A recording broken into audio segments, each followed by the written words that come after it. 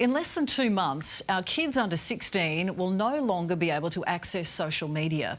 It's a world-first change that's been hard fought, especially from parents like Emma, who lost her daughter Tilly to relentless online bullying. Emma addressed a room full of global leaders just weeks ago at the United Nations, telling Tilly's story and encouraging other countries to follow Australia's lead.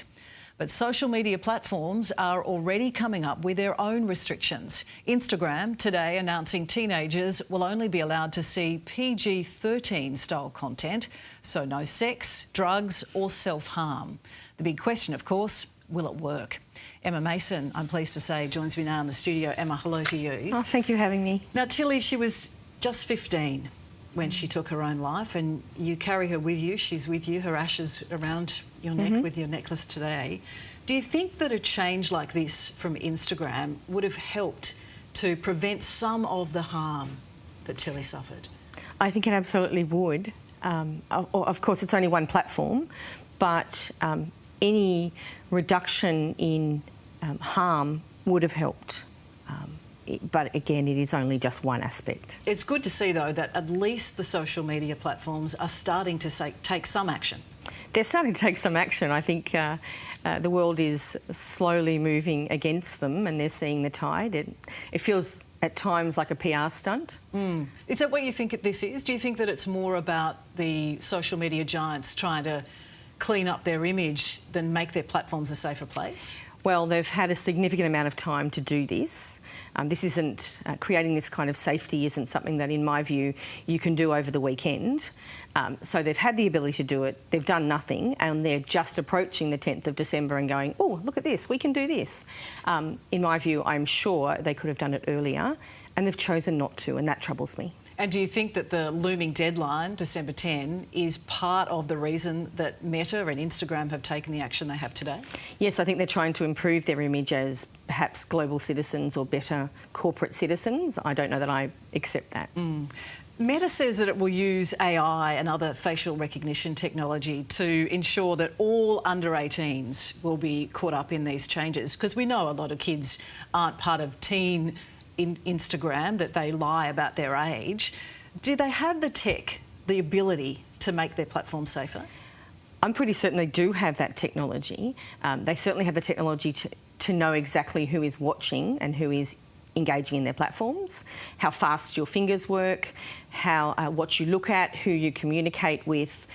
They certainly don't think I'm a 13-year-old. Because of what I do and how I communicate. Yeah, and kids are tech savvy though, aren't they? And I know that there's a lot of chatter amongst teens who will be caught up in this social media ban about ways to get around it. Do you think that they will outsmart the tech? I think tech outsmarts everyone. I think that there will no doubt be that subset of children who say, I'm not going to follow these rules, in the same way as they won't follow rules for cigarettes or for alcohol. That doesn't mean you don't have the rules, it doesn't mean you don't have the guardrails to protect children, because this is what this whole ban is about. And I said ban, but I mean law. This is what the law is about. It's actually to protect children. And that's the thing, it's about ensuring their safety. That's right, and to stop letting children, and for Australia, Australian children, being monetised. Yeah. And do you think that the message is getting through to kids too? Because obviously for those who are already on these platforms, knowing that it's going to be taken away from them, what sort of impact is that having? Well, I think there's a real resistance to it, and you're taking away my toy. And I think we need to support them in what is going to be a very difficult transition. I'm sure they're going to rebel, and it is, in fact, and this is like a social heroin. We as adults are connected to our devices, and we're saying that part of how you access your device, that is the social media, you're not going to be able to do. It's not that you're throwing your computer or your phone out. No. Everyone needs to just calm down a little bit about this. And Meta says that it's consulted parents ahead of the change it's announced today. You, of course, have been front and centre campaigning for the ban to come in. Did they speak to you or to other parents who have been impacted directly by social media? Not that I'm aware of, and certainly none of the people in my circle that I'm connected with, which troubles me again. Yeah. Is that a concern? Yeah, it's a concern because I'm not really sure the validity of we've had a consultation.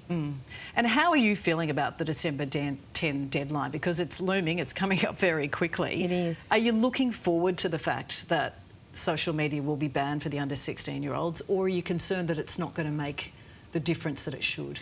Well, I don't think it's binary. I think I am absolutely looking forward to there being a line in the sand, and that line in the sand will be for parents to be able to say, you can't access this, that this is not okay, this is the law.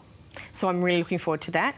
But of course I'm troubled. I'm troubled about how that will affect day-to-day lives and how parents will manage it, the pressure on parents to just succumb, and the pressure on the mental health system, the pressure on teachers and education. And I'm really looking to the government to give us really clear assistance, all of those groups, all of us, as to how to manage this significant change.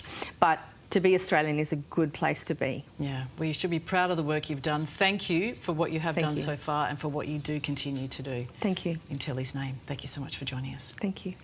And if you or someone you know does need help, there is support available. Contact Lifeline, the number on your screen now, 13 11 14.